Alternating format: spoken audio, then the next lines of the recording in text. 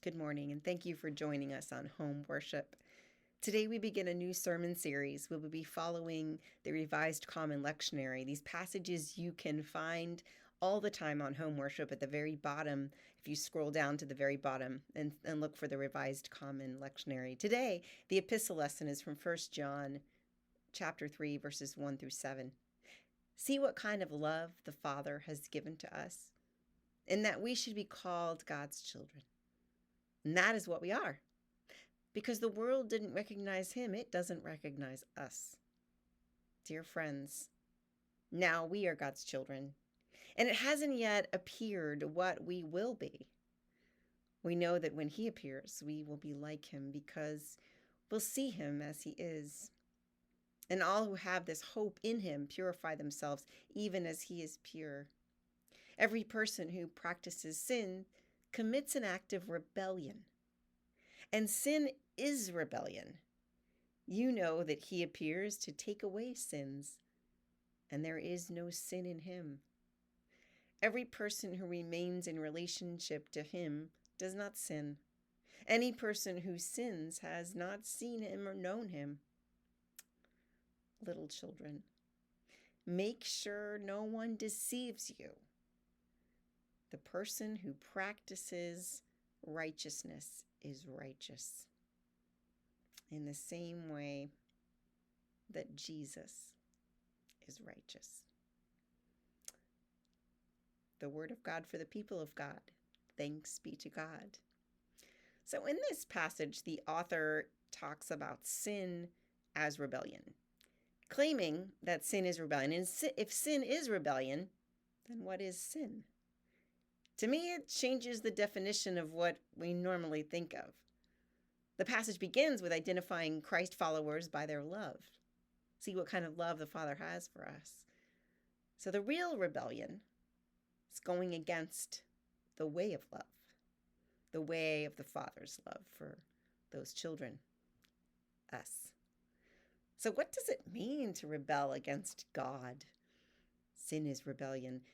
Is sin a series of categories or wrong actions?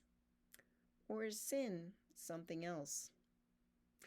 This passage seems to be challenging the idea that by categorizing sin as rebellion and vice versa, you're changing the definition. Rebellion, we know, isn't always wrong, right? We're Americans. But sin is. So, what are we talking about? For clarification about rebellion against God and what that looks like, we go back to the passage. See what kind of love the Father has given to us, and that we should be called God's children. And that is what we are. We are God's children, and it hasn't yet appeared what we will be. And we know that when he appears, we will be like him because we'll see him as he is. And all who have this hope in him purify themselves, even as he is pure. So when we go back to that part of the passage, what we see here is that if we are God's children, then the act of rebellion is to reject God's love, to reject the love of the Father, as children sometimes do. Rebellion is to abandon our identity as children of the Most High God. We have the choice to do that. In sin, well, that's it. We live in a state of sin when we go on our own, when we reject God's love and provision for us, and we do it our way. Now, we don't always think of that as sin, but to John, the writer of this epistle, that's most definitely what sin is. Rebellion against God. Not a list of forbidden activities. Remember, they tried that in the Acts of the Apostles. They started out trying to make everyone live this pure life, to get circumcised and follow dietary regulations. And then in Acts 10, when Peter goes to the home of Cornelius, a Gentile, all that changes. Remember, Peter had that vision where a A figure in that vision said to Peter, "That which God has made clean, you must not call profane." And Peter gets new rules for how to live his life. And he has to let everybody know who wants to be a part of the way that everything is permissible to eat. The list is eliminated by this activity. There is no more list of sins anymore. Sin is that state. It's rebelling against the gift of grace and love that God offers. And that's what sin is. Think about your life for a minute. Did you pray about it as much as you worried about it? Did you believe that God could make a way where there seems to be no way? Or did you make a plan C, a plan D, and a plan F just in case? When we take back the reins of our own lives, we fail to let God be God. Ask anyone in addiction recovery or a 12-step group.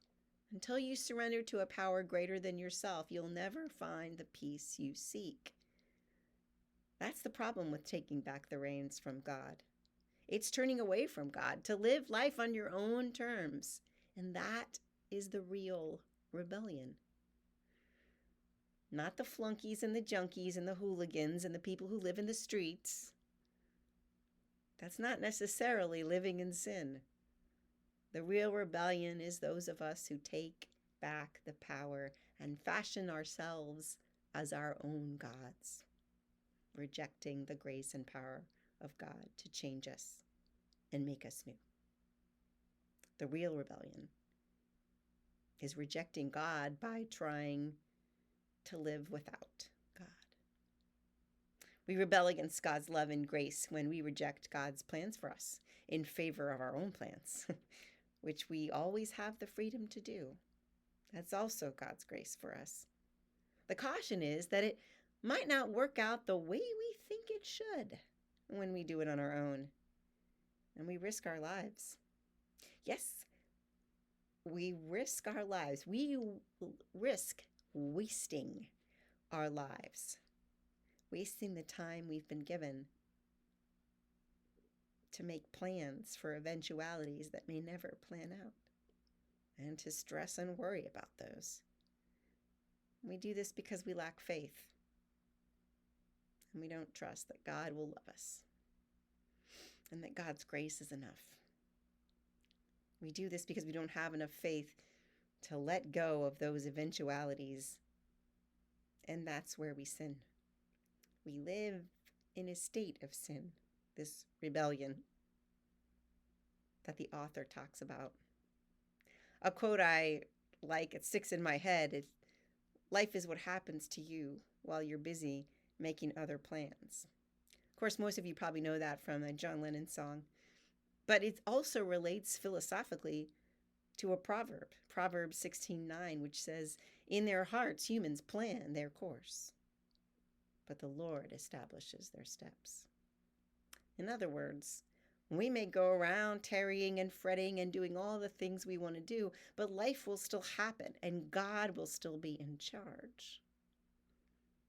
And when we're not letting God have the things that weigh us down, we're going against. We make our plans and life goes by and we get too busy for God. And then what use is our plan anyway? Our problem is that we assume sin is actions and attitudes and lifestyles. When we rebel against God's love, that's really the sin. We say this as in, I have committed many sins. You can list them, sort of. But this passage looks at sin in a whole different light, as a state of mind, as an orientation toward or against something. A position, if you will. Consider the parable of the prodigal son. The prodigal son asked for his share of the inheritance, and then he left, and he squandered the money on loose living. Namely, what my Old Testament professor would call smoking and cussing and drinking and going to the movies on a Saturday night all the all the forbidden things when she was a child. But we could look at that as the living in sin because of the actual things that he did. Even his job among the pigs would have been seen as the hearers at the time as being unclean. So he's not following the rules. But if we change that and look at sin as rebellion, the son's sin was to collect his inheritance in the first place.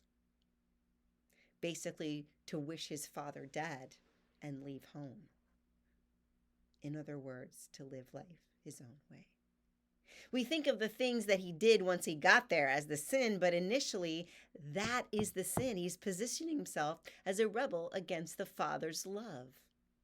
Had he not asked for the inheritance, had he stayed in his father's household, he would still receive everything his father had to offer. We see that from the conversation the father has with the older son after the party is planned.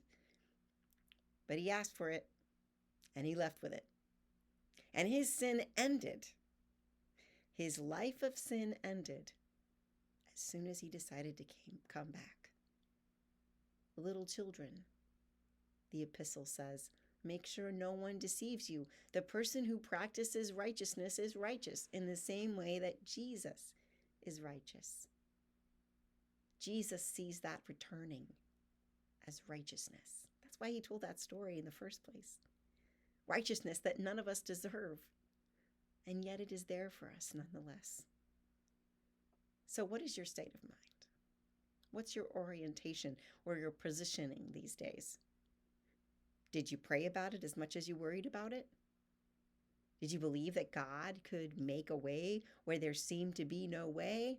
Or were you making plans for eventualities C, D, and F, just in case? Were you living your life, or were you letting it pass by while you were busy making other plans? Have you taken back the reins recently? I have. I know I have. Worried about things. I couldn't possibly change myself. But I need to turn it over. It's not easy to see sin when it's not a list of forbidden behaviors or attitudes. And we like it because we can point our fingers and judge others. But this passage seems to tell us different. Our culture applauds this kind of sin. It's self-reliance, self-sufficiency, the type A, workaholic, do-it-yourself, can-do attitude. But that's the world. You guessed it. I'm going back to the passage again. Because the world didn't recognize him. It doesn't recognize us. It's the surrender. It's leaving that can-do, do-it-yourself attitude and relying on a community of faith and relying on God instead of yourself. Surrender is what the prodigal son did when he returned. As soon as he decided to return, he was surrendering. He put himself squarely into his father's hands. And he didn't have to confess. And he didn't have to make a bargain. And he didn't have to explain himself or even apologize. He only had to return. Let's think about that as we think about the life of sin and people who we think are sinners. How our hearts tend to judge. And how this epistle writer seems to say that sin is something else. Ask yourself this morning, can you go against the grain that much? Can you trust the care and love of your Creator? Can you put yourself squarely in the Father's hands, like the prodigal son did?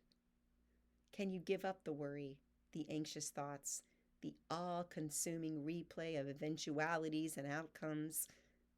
Can you give it all up to God? And that's living in the right way, the way of love, and not rebelling against God's love. And when you do that, you will be returning from that separate life, that life of sin you tried to make for yourself. You will be coming out of sin and into righteousness. The righteousness the author talks about, righteousness of Christ, which he lays upon us. through no fault or action of our own, except that we will return and accept God's love and accept that identity as God's children. I hope that will be your story. You'll have to make it again and again, over and over, time after time. But it's the way of love, and it's a freedom we have in Jesus Christ. And I hope that for you and for me. Amen.